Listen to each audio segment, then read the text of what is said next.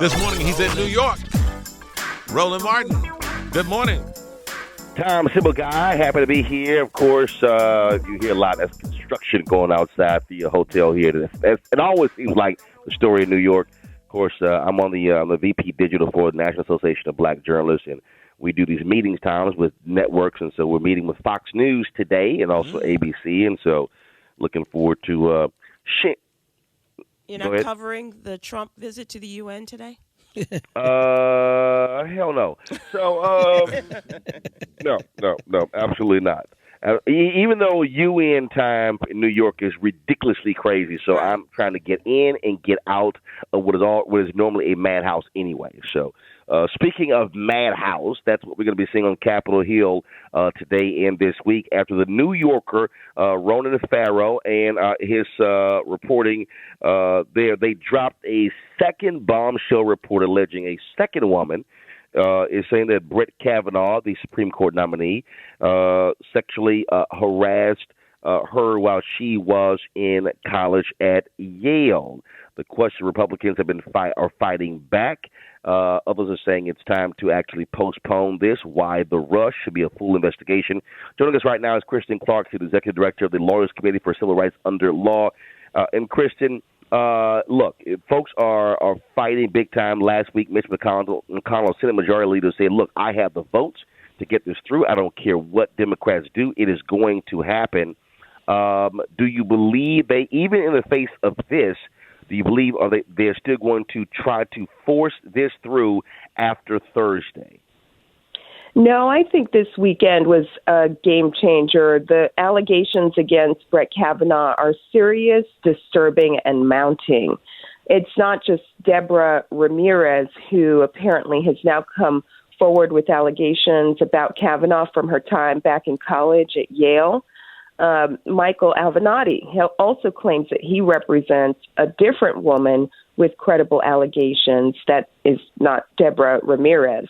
What all this shows is you can't escape your past. And as time goes on, we're learning more and more about Brett Kavanaugh and who he really is. And it's deeply troubling. I think anybody who would try to race forward with this nomination and risk putting somebody on the Supreme Court for a lifetime with this kind of ugly, allegations looming over them would be making a terrible mistake. So I think this week will be one where folks in the Senate who have been, all about racing forward will find Jesus, will slow down, and really think about whether proceeding at this point makes sense.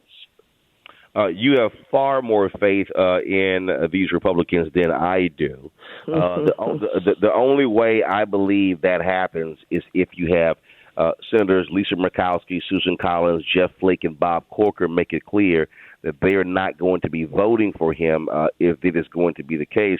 I just think that Republicans are saying, all of this be damned. We are going to move forward as quickly as possible. We do not care. And after this Roland Farrow, Jane Mayer report, I just think they're going to say, we are putting this ban on Supreme Court. All of you be damned.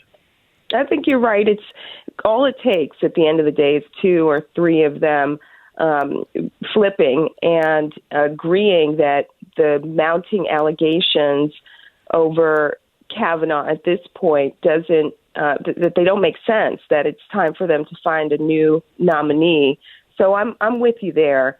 And we can't forget that there's still hundreds of thousands of documents that the White House blocked from Kavanaugh's time at the White House. So as these allegations mount, you really start to feel that there's a reason why the Trump administration has meddled so deeply in the Kavanaugh nomination.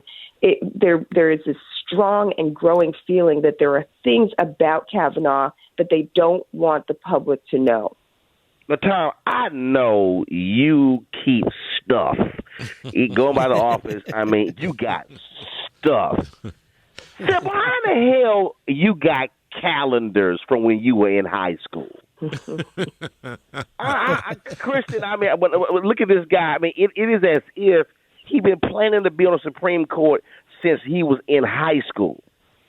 It's laughable. It's laughable. They won't turn over the thousands of documents, hundreds of thousands of documents from his time at the White House, but apparently they're going to turn over the calendar from when he was 17. Absolutely ridiculous. I'm just confused by that. And obviously you have high stakes here. And look, I mean, the Republicans are saying that, oh, Democrats, you're going to come out with anybody. Then, of course, the New York Times is reporting that when she reached out to them, there were details that were hazy and that they were uncomfortable moving forward. But Jane Mayer and Roland Farrow were not uncomfortable moving forward. This is going to be trench warfare over the next 4 days before Dr. Ford testifies on Thursday. Yeah, but that's why you bring in the FBI right now. That's why you slow down, press pause, and bring in trained professionals who know how to get to the bottom of the story.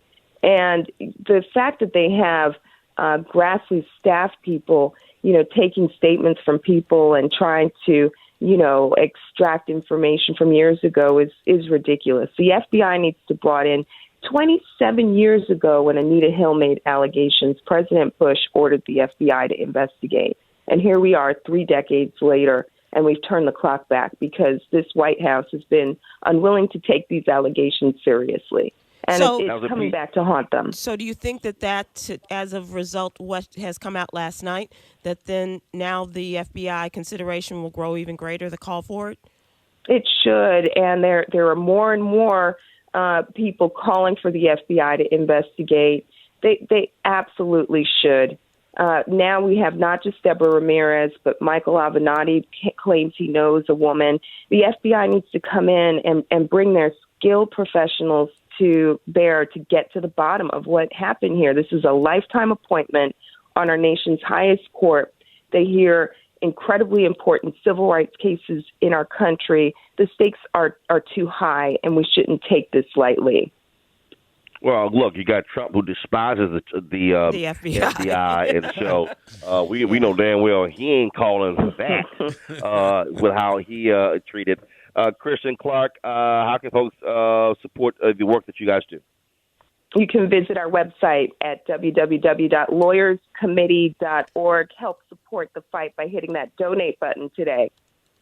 All right, thanks a lot. And keep up your great work. Thank you. Thank you. All right, Roland, you going to Philadelphia to cover the Cosby sentencing? You know what? I'm thinking about making a stop there, so we'll see what happens. All right.